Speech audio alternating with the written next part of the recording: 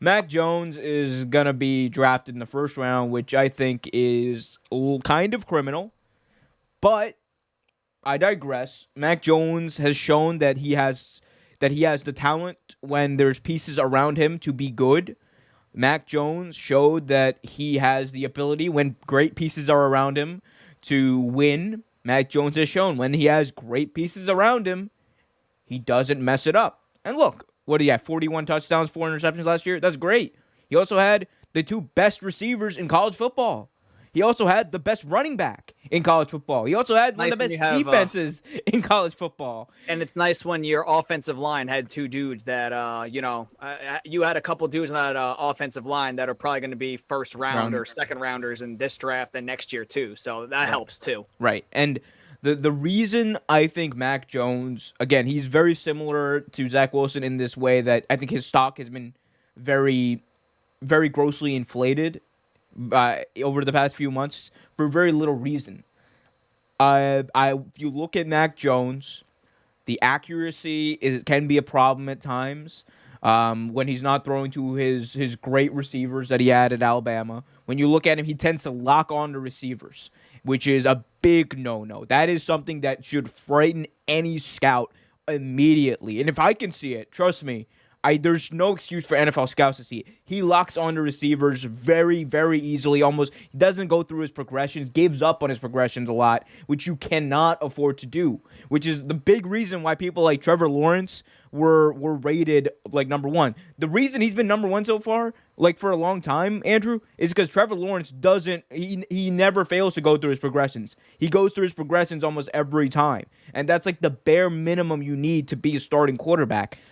And if Mac Jones doesn't have that by now, it's a huge issue for him. Also, the footwork can be sloppy at times. I look, I'm just gonna say it. I know you're thinking it too. He's an Alabama quarterback.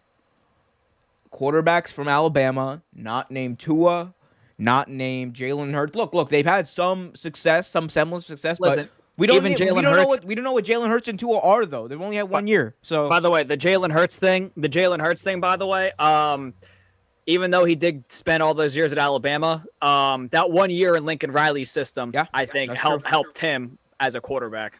Look, and I'm just gonna finish up by saying this. I think there's talk that the 49ers, like Mac Jones, is their target at 3.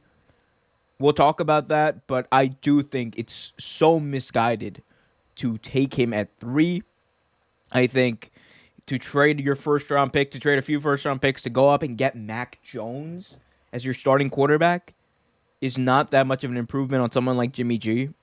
It makes no sense considering the quarterback that we're going to talk about next, who's still going to be on the board. So, Andrew, Mac Jones, give me your profile on him. What does he do good? What does he do bad? Does he deserve to be a top 3 quarterback? He's a pocket passer, dude. All the things you mentioned before with the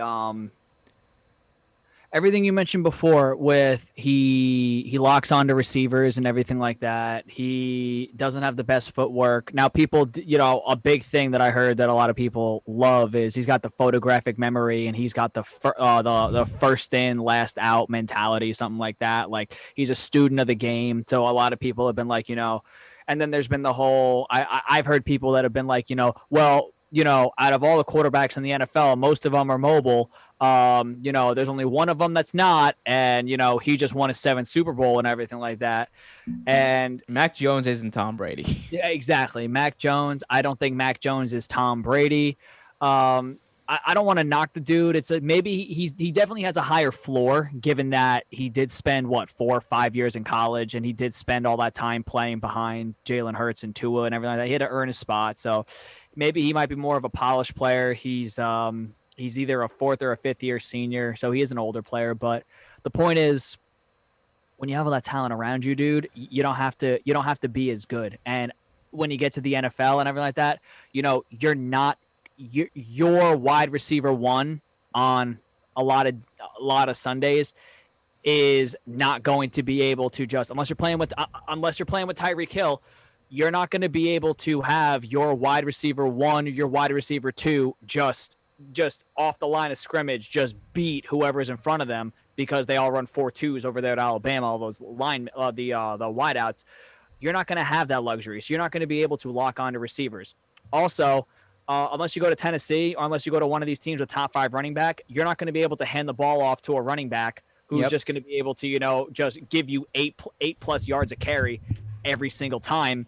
And unless he goes to the Colts or unless he goes to one of these teams with just, an insane O-line, he's not going to have that luxury either. So I know Shanahan is the quarterback whisperer. He is kind of like the prototype of Jimmy G, but like we were talking about this before, dude. Think about why Shanahan, the 2 Super Bowls that Shanahan has been to, Shanahan has pretty much had the same type of quarterback. He's had not really a mobile quarterback. He's kind of had a game manager, one in Matt Ryan, the other one in Jimmy G. And you saw how that worked for him. He didn't have that improviser, that guy who could extend a play. It didn't work for him. That. So that's why I think he would be stupid not to go after the next guy we're going to talk about. But then again, the fact that the next guy that we're going to talk about is not even be considered by the Jets is beyond me. Yeah. We'll talk about Fields in just a sec. But last point I want to hit on Jones, and I'll let you finish up on him too. But the idea that, yes, Mac Jones might he might be initially better than someone like Justin Fields, Trey Lance as his rookie.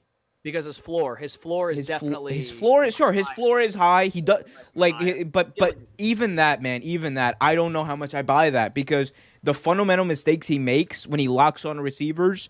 And look, it's easy to do that when you're throwing the ball to Devonta Smith and Waddle, right? It's really easy to do that. I'm not saying that like of course, like they're gonna go up and get it, but doing that and not showing I don't know whether it's the lack of ability or lack of desire to go through your progressions. But if you don't do that in the NFL, you're going to have a very short career, my friend. A very short career. There have been, and look, I mean this in no disrespect. It's just an honest thing. I think Mac Jones, he reminds me of another Alabama guy that came out a few years ago, and A.J. McCarron. He reminds me a lot of A.J. McCarron. And look, A.J. McCarron, say what you want about him, but I think he's a very good backup quarterback we haven't seen a lot, but I think he has a lot of potential. But I think A.J. McCarron, it was initially not ready to be an NFL starter, and sometimes that hinders your career. I think we're going to finally see what happens if A.J. McCarron was given a shot to become that starting quarterback right out of the gate for a team when Mac Jones, I think, eventually goes at 3.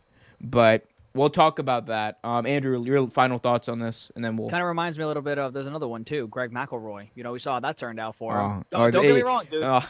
Greg McElroy, I think the Jets learned from their mistake there. Greg McElroy is great on TV, dude. He is great at what he does in the media. He is great at what he does at ESPN. But on the football field, yeah. Thanks for watching this video from Real Take Sports Talk. Remember to like, share, subscribe, hit that notification bell so you get notified whenever a new video is released. Also, remember to check out our live show every single Thursday at 8 p.m. right here on the YouTube channel. And remember, keep it real.